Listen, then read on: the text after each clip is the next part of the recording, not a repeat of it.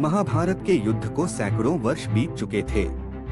कुरुक्षेत्र अब एक शांति का स्थल बन चुका था, लेकिन एक रहस्य था जो अब तक अनसुलझा था। अश्वत्थामा का श्राप। कई विद्वानों का मानना था कि गुरु द्रोणाचार्य के पुत्र अश्वत्थामा अब भी जीवित हैं, जंगलों में भटक रहे हैं, लेकिन कोई इसे प्रमाणित नहीं कर पाया।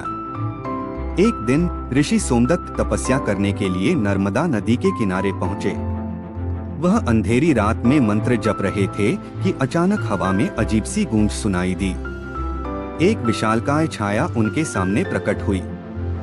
ऋषिवर, तुम कौन हो और यहाँ क्या कर रहे हो? एक भारी रहस्यमयी आवाज आई। सोमदत्त ने अपनी आंखें खोली। उनके सामने एक लंबा तेजस्वी पुरुष खड़ा था, जिसकी आंखों में एक अनकही वेदना थी। उसके माथे पर एक गहरा घाव था जो कभी भरता ही नहीं था।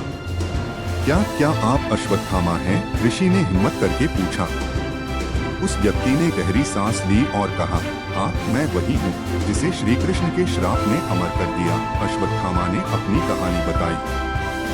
युद्ध के बाद जब उन्होंने छल से उत्तरा के गर्भ में पल रहे अभिमन्यु के पुत्र पर ब्रह्मास्त्र चला दिया था, तो श्री कृष्ण ने उन्हें अमरत्व का श्राप दिया। मैं न मर सकता हूँ, न जी सकता हूँ। मेरे घाव कभी नहीं भरते। मैं हर युग में भटकता हूँ, लेकिन मुझे कहीं शांति नहीं मिलती। अश्वत्थामा की आंखों में पीड़ा थी।